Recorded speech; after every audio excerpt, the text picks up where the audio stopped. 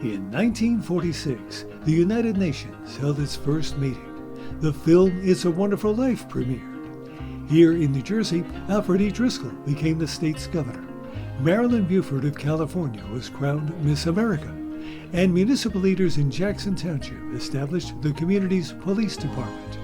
Today, Jackson's population of almost 60,000 is nearly 6 times that of 1946. A display in the Ocean County Library Jackson branch offered a vivid view of the development of the department and of the township.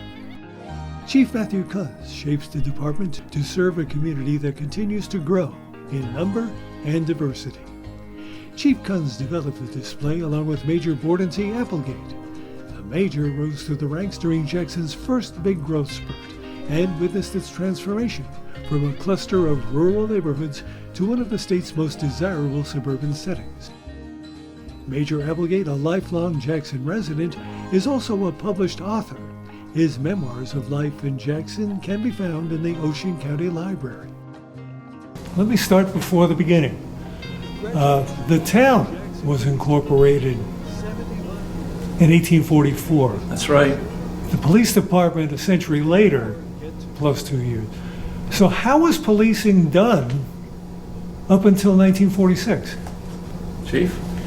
Well, I'm going to suggest that there were part-time officers and also the state police. State police to this day actually covers parts of the area where they don't to this date have an incorporated police force. For example, right across Monmouth Road is Millstone Township. Millstone Township to this day is patrolled by the New Jersey State Police because they haven't incorporated their own police department. Similarly, just to our east and centered in Howell Township is the borough of Farmingdale.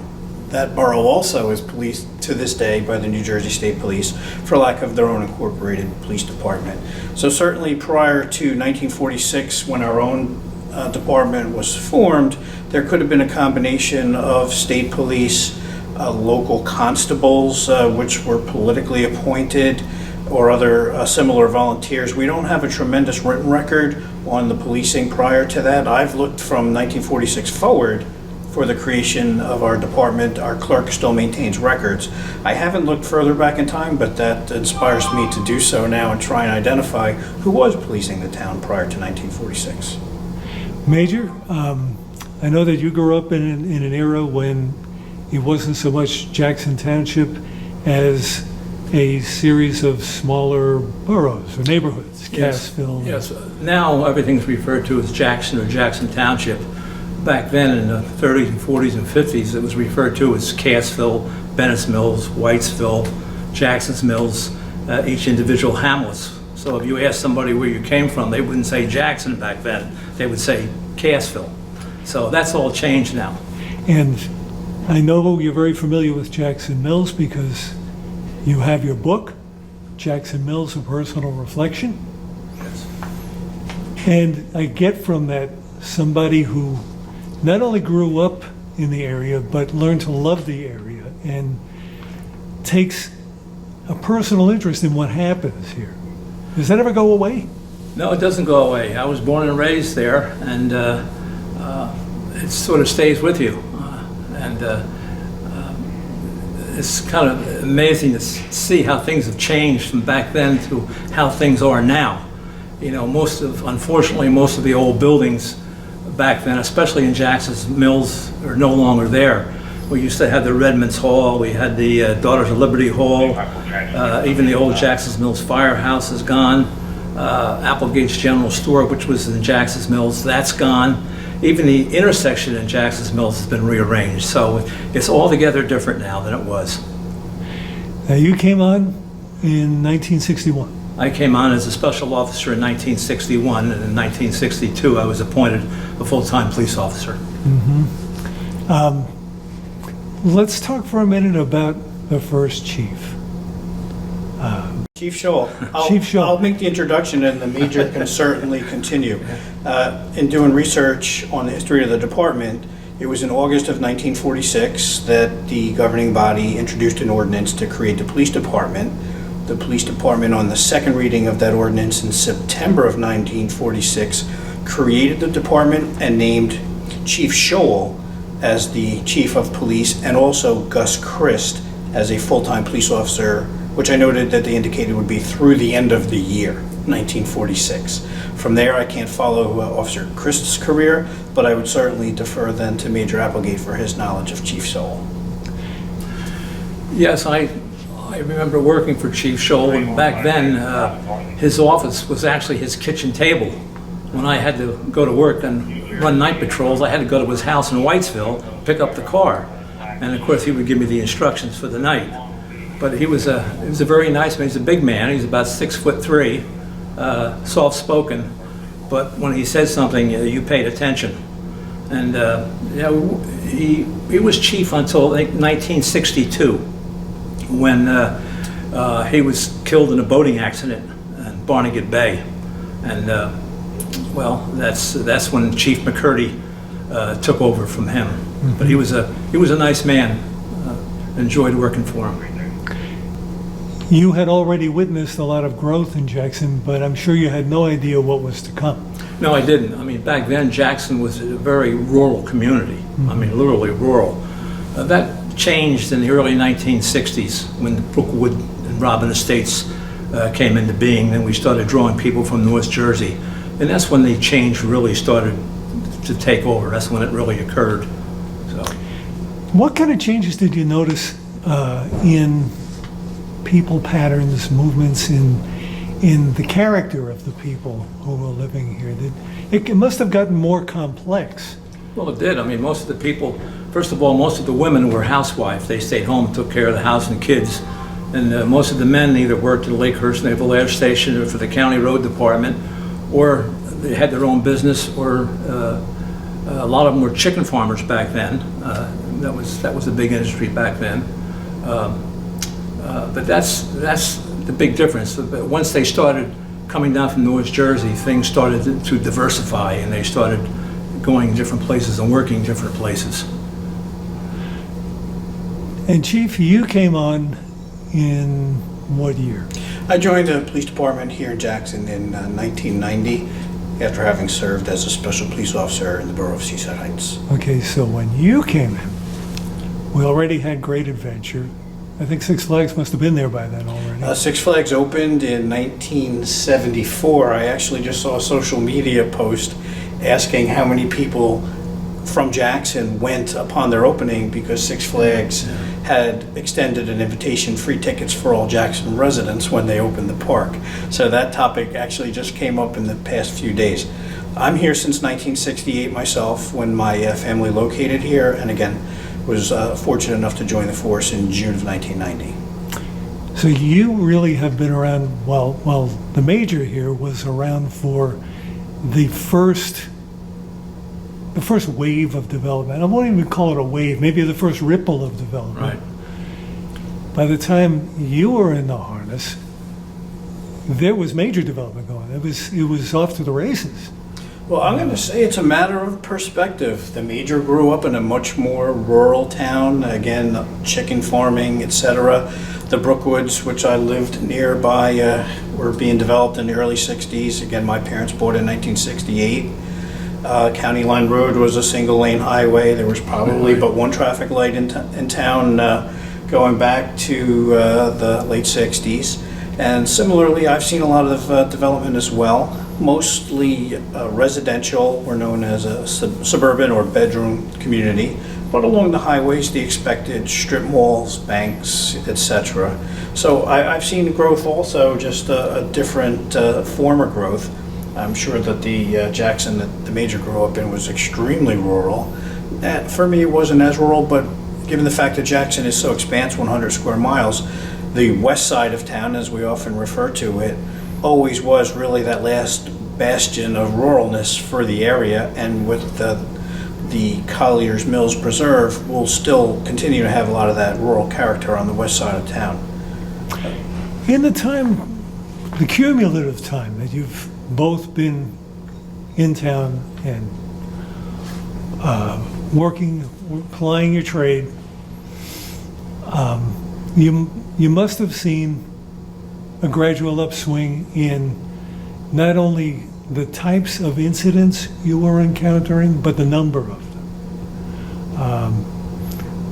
Was that a difficult transition to keep up with the pace of that? I would say yes, insofar as you have to have a staffing level commensurate with the growth of the township and the amount of calls for service. And I believe the longer that a police department has been in existence, the more types of service calls people turn to the police for. We're kind of your one-stop call for, if I don't know who to call, I'm going to call the police, whether it's an animal problem, a noise problem, or a straightforward crime problem, accident, etc. So keeping up with the growth of the community is our biggest challenge. For instance, I believe when I started, we had a population of approximately 25,000 residents. The population data that was just released by the Census Bureau suggests now we have just under 59,000 residents. So if you want to maintain staffing with a ratio of a number of officers per 1,000 residents, you have to keep growing as the town keeps growing. And that's our biggest challenge. We can handle more calls if we have more staff and if we're getting more efficient. Better use of computers and radio technology perhaps makes our response times shorter and our ability to handle an event quicker, or the way we capture an incident and write or report it is also becoming more efficient. We also have a lot more work relating to our responses. Now we manage digital mobile in-car video systems. This week we'll be deploying body cameras. So there's a lot more technology to manage, which also can make it a little bit more complicated. But again, staffing and efficiency, we have to keep up with the growth of the town if we're going to continue to be a reliable police force. Chief, how many uniformed officers were on staff when you joined? I recall the number being in the low 60s.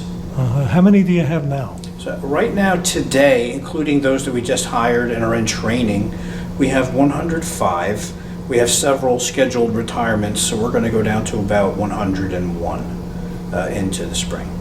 That's one per square mile. That's one per square mile, so that's a lot of square mile to manage. But we want to continue to build the force. In the last couple of years, we've been fortunate the governing body has been able to work with us to increase our staffing and budgeting. As you know, New Jersey, good years and bad, the budget cycles have been a challenge when you go back to 2008 and the caps in state aid, the 2% property tax increase cap, etc. There were a lot of lean years, but we've worked through that, and through sound fiscal management, the town now has gotten us to a position where we're hiring more staff. We have a goal to get to 110 officers by the end of next year. We'll see how much the budget can accommodate, but again, between the business administrator, the mayor, and the governing body, they've been real receptive to trying to maintain the growth of the department to keep up with the growth of the township. You mentioned technology and the evolution of technology into what you're now inheriting. I hadn't seen a lot of this technology for a long, long time that's in your display cases. And I know that you've both had a chance to become familiar with them. The thing that struck me was the drunkometer and that whole kit in a briefcase. That must have been awfully unwieldy. And how did you deal with that on a road? Well, before we purchased that, we had to go if we arrested somebody who we suspected of drunk driving, we'd take him to a barracks, the state police barracks, either in Howell or Toms River, and have them tested. So we finally decided, since it was inconvenient to run down there, we purchased our own. So we set up our own operation. But as far as the technical aspect of it, that's not really that technical as compared to what's been happening over the last, 10 or 15 years. I mean, things are really very technical now. I mean, into the cars with the computers into them, it's a totally different ball game than when I was on the road. So, big change. And the radar unit, Well, as you said, which had its own suitcase. Yes, so as you stated earlier, you're going to be taking some close-ups of this equipment. First, I'll speak to the drunkometer, which goes back to the 1960s, maybe further. And the Major, you'll see from some of the photographs here, was instrumental of the rollout of that device for the staff and for testing of suspected drunk drivers. And there's been quite an evolution of testing instruments since then. The most commonly recognized term might be the breathalyzer, which was a later progression of an instrument like the drunkometer. And since then, a more digital instrument known as the Alka-Test. And a big difference between the breathalyzer and the Alka-Test machine is the breathalyzer required an operator to open chemical ampules and have a subject's breath pass through a pipette, and it involves some manual manipulation of the device in order to determine the blood alcohol concentration reading. All of that is now automated, so you've removed the possibility of some operator error in how you determine a breath sample, and we're on the cusp of the next generation of breath test instrument, which is just going to be the latest iteration of the Alka-Test instrument. So we're several instruments removed from the original drunkometer, but I credit the Major who, when that instrument was retired, he had the foresight to say, let's save this. It's an interesting piece of policing as an instrument and even memorabilia. And for his foresight, we have that here today so we can display it and talk about it. Similarly, to the right of the Alka-Test over there is an old radar instrument, which, as you noted, comes in its own briefcase. It's pretty large. It requires a substantially large radar head to be mounted on the outside of a car and cabling, and that device would give an analog reading of the speed of a target. And since then, it was Doppler radar technology, but since then the instruments have become much more efficient and much smaller. Now a typical radar unit controller in a police car is about the size of a couple smartphones. So certainly leaps and bounds above that suitcase-sized device that you're seeing there today. And still, to this day, the only time people slow down is if they actually see a squad car. Well, I tell you what, it remains to this day a significant deterrence to speeding is the presence of a marked police car on a highway, absolutely. We've talked a lot about the growth of the community, and we've talked a lot about the types of incidents, and we've covered a little bit of the technology, but it's not all crime fighting, it's also community relations. How has that changed as the town grew to 59,000 now? Just under 59,000. And so it's maybe not, there are still neighborhoods, but it's a different arrangement of neighborhoods than when the Major was a young cat. So how do you maintain that rapport with residents? Well, there's a lot of different means for that. Social media is one, where we regularly put out information to keep the community informed, whether it's a criminal matter or other newsworthy event.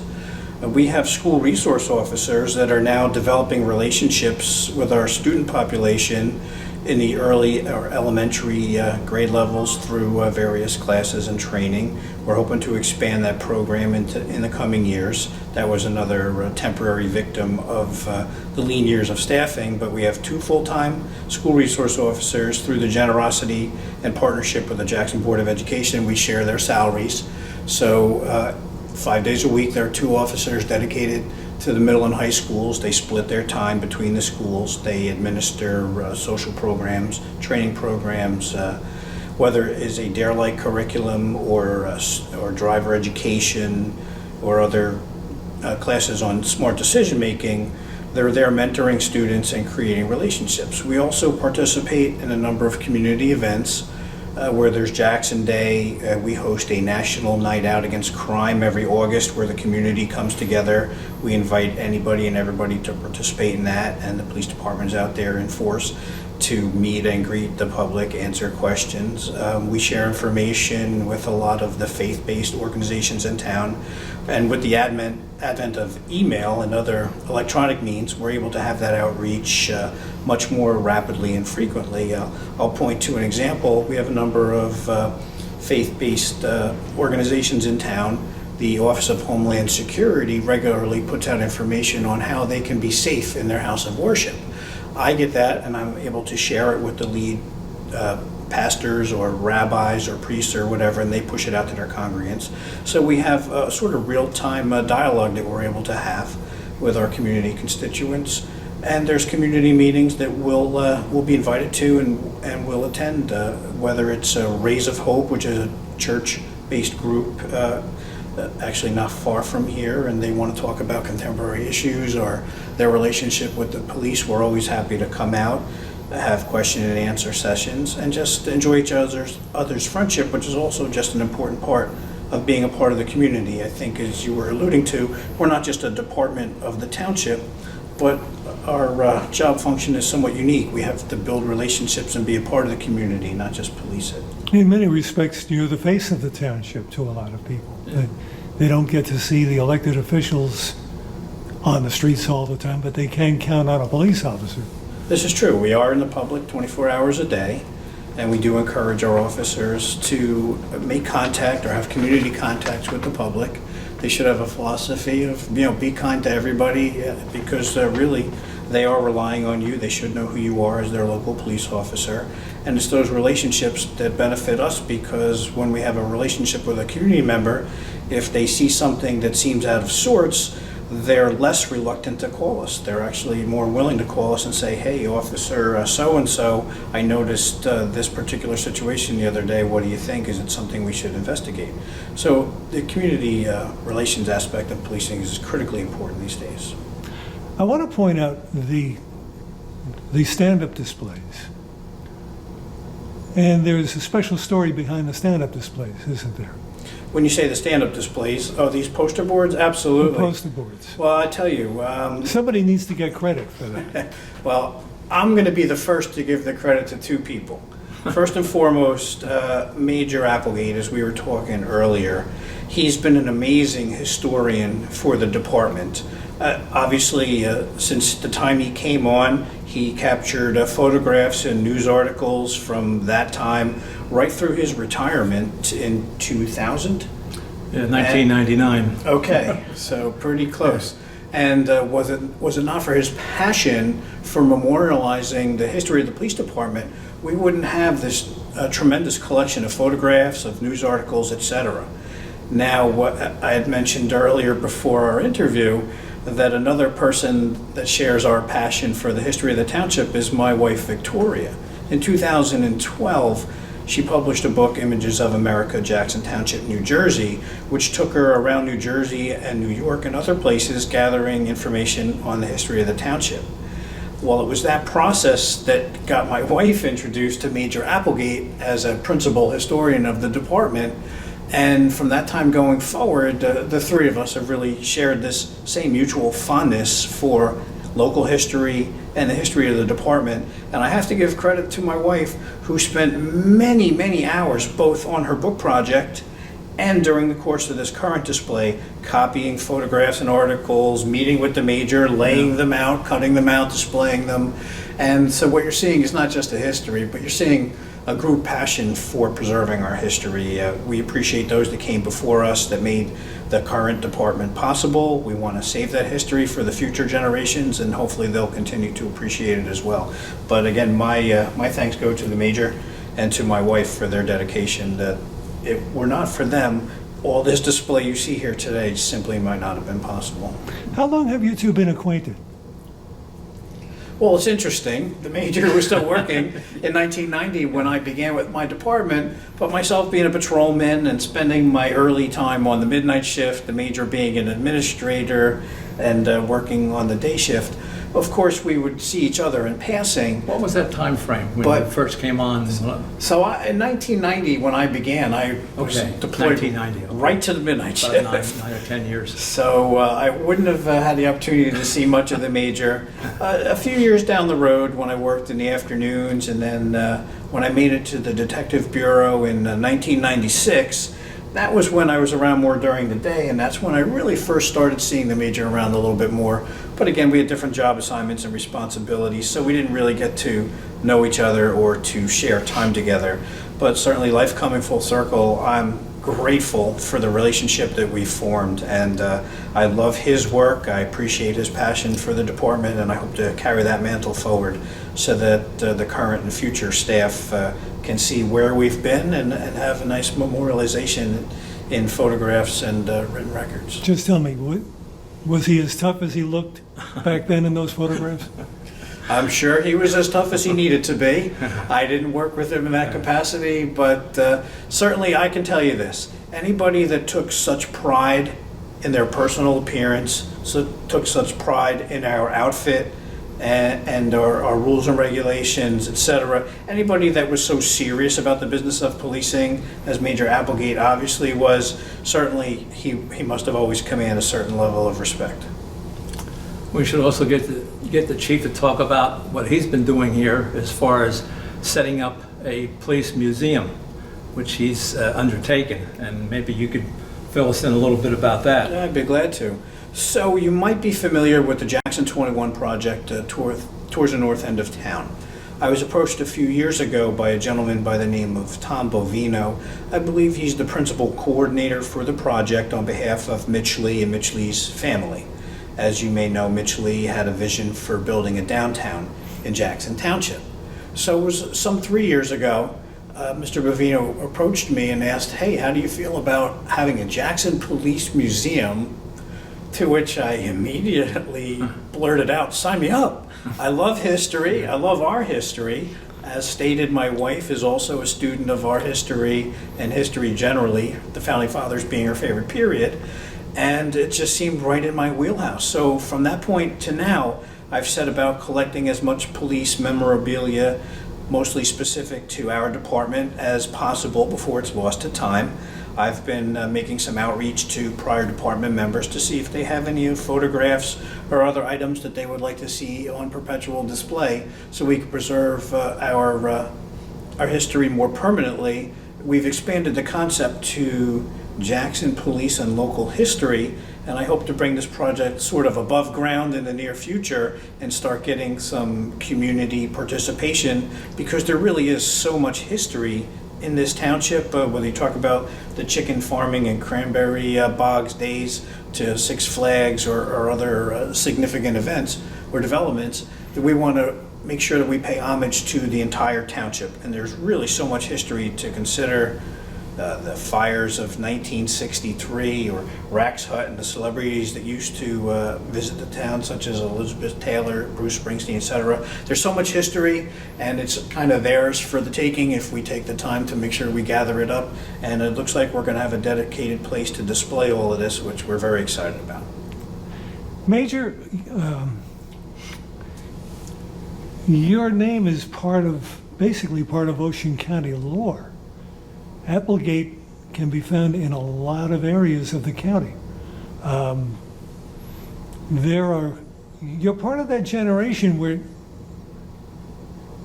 that have streets named after them and buildings named after them. How do you carry that? How do you carry that with you? I mean, you obviously must know this. Yeah, well, the Applegate family has been around for a long time in Ocean County. I think the earliest mention of the Applegates in county records was 1635 in some recorded deeds. So that's a long time ago. That's even pre-revolutionary period. But yeah, the Applegate family is very prevalent in the Ocean County area, especially the Toms River area. So yeah, they've been around a long time. It must give you an even greater measure of pride to know that you're of that lineage and you're a historian at heart.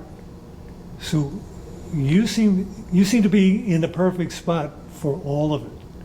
And the books are pretty much evidence of that. Yeah, it was really enjoyable doing the book on Jackson's Mills, because it brought back a lot of memories of growing up and how things were back then. But yeah, like I say, the family name's been around a long time. So all you had to do is go through some of the cemeteries around here, and you're going to see Applegates all over the place. But yeah, we've been here a while. And if I might, Major Applegate isn't often recognized for this, but you're right now in the Jackson Justice Complex, and you see two buildings of similar architecture in the Ocean County Library Jackson branch, and the police headquarters and municipal court. Major Applegate was the principal liaison with the architects for the concept and design here to specifically include the Justice Complex building, the police headquarters. And one small piece of recognition that they afforded him for his work, which took many years, and he can probably speak to it much more than I can, but the address for our police headquarters is 102 Jackson Drive, which is reflective of Major Applegate's police badge number 102. So it was a nice testament and a compliment to him that they assigned the address as his badge number in recognition of his work. What sort of thinking went into the creation of this entire complex as a combination? Originally, they had considered building a police department back in the 1970s, but for whatever reason, I think it was economic reasons, it fell through. But then later on, I believe in the early 1990s, it came up again. And we happened to have a township committeeman who used to be a lieutenant in our police department. So we had a sort of an inside track of getting a new police department started. So that's how it really got off the ground. Sir, was that Lieutenant Bruce Cottrell? That was Lieutenant Bruce Cottrell, yes, yeah. And our Director of Public Safety, that's for a while, we had a Director of Public Safety for, I don't know, for 4 or 5 years. But he was the former Chief of Police of Lakehurst, so we all knew him. So there was a lot of people that we knew. We got together, and the idea was formed of building a new police department. And Bill Santos also was very instrumental in that, and he was our business administrator back then. Mm-hmm. So that's how the idea got started. And we were able to, the police department was able to submit concept plans of what we wanted. Initially, we got plans from some architectural firm from Chicago, and they really weren't very well received at all. And so we suggested, well, we have a local architect right here in town by James Hires. So they brought him on board as our project architect, and he was the guy that finally put things together for us. And I think we spent 5 or 6 years designing the building and getting it ready to go, but that's how it all transpired. And certainly it's a complex which is light years ahead of the former building we were situated in. Mm. That building, which is now demolished, had served various roles over the time, including town hall, municipal court. Right. I'm not sure of any other uses, but the police department bounced around a few times between the basement of that old building, a farmhouse across the street, then a new town hall was erected, the one that you see today, and then the police department went back and took over the former town hall as our police department until the one that you see here now. Yeah. One of the things I was always proud of too is when we helped design the new police department, we tried to do it in such a way it was community friendly and also that fit within the environment. We had a beautiful, I think 60 acres here of old woods, oak trees. And we designed a sort of a colonial type of building with a lot of windows. A lot of police departments don't do that. They're almost like fortresses with no windows at all. So I think our building is aesthetically very, very nice and very community friendly, and that was the way that we pursued it. And that pretty much speaks to the attitude of your elected officials, your appointed officials, the police and fire, the way they feel about the town and the way the town feels about them. It's one of the most harmonious. You must take pride in that. I can certainly speak to that. I can't tell you how many times we've had visitors, whether it be officers from other agencies that had to do business with us here.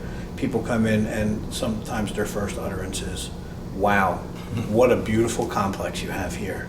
So that speaks to all the work of the committee that put the time and effort into designing this. A lot of thought went into it. This was not some cookie cutter, thrown together building. It was a lot of thought, a lot of planning, and it has a lot of character, which I think we can be proud of. Yeah, that was another idea we had too. Was originally there was a move to put the new police department right on Route 528, right on the highway.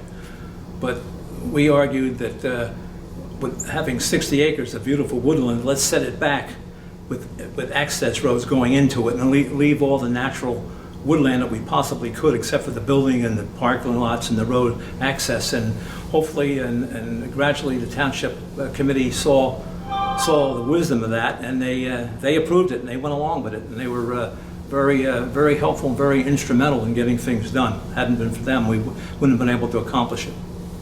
That's one thing that can be said, and we're going far afield here, but the zoning board and the planning board, everybody understands the value of the township as it was and wants to retain that atmosphere, that flavor. So there's a lot to be said for that. It doesn't happen everywhere. No, it doesn't. This is true, and kudos to those that had the wisdom to say, let's keep a nice rural feel to the police department, the library, the complex itself, because it does feel nice. You fellows have covered a lot of years of crazy incidents and crime fighting.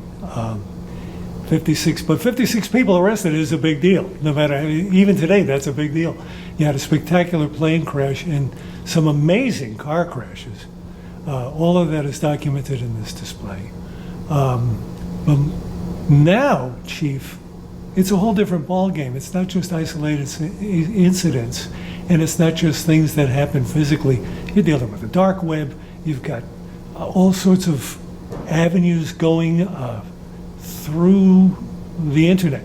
You've got to look at things in so many levels, and still you have to have boots on the ground. Is that a big load?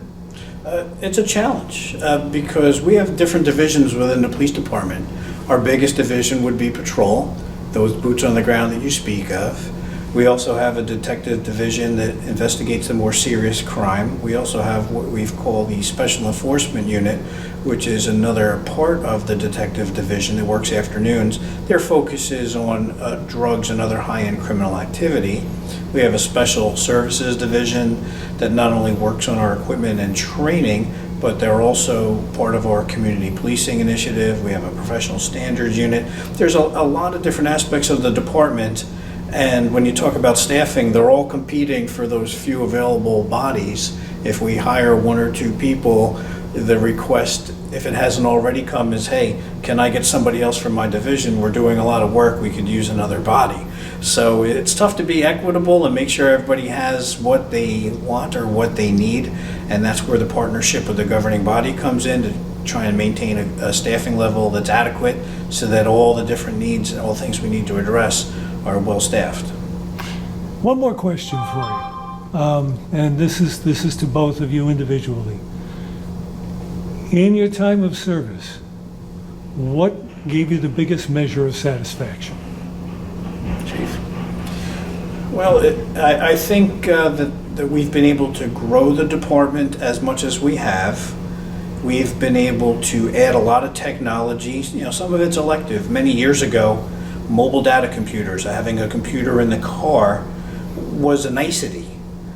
And we started out slow. We took laptops such as the one you see over here behind the Major, and we had officers able to type up their reports themselves in the field as opposed to coming to the station and handwriting them and turning them in. And we've grown that program into a fully functional two-way mobile data terminal. You can look up license plates, look for wanted persons, etc. So being able to obtain and deploy a lot of technology, I think that's been a real significant benefit for the department. Things like that make us more efficient. You certainly want to get the best use of an officer's time, so you do that by making the things that they do go more quickly. Or similarly, the issuance of a traffic summons. It was paper. It took a couple moments to fill it out completely and accurately.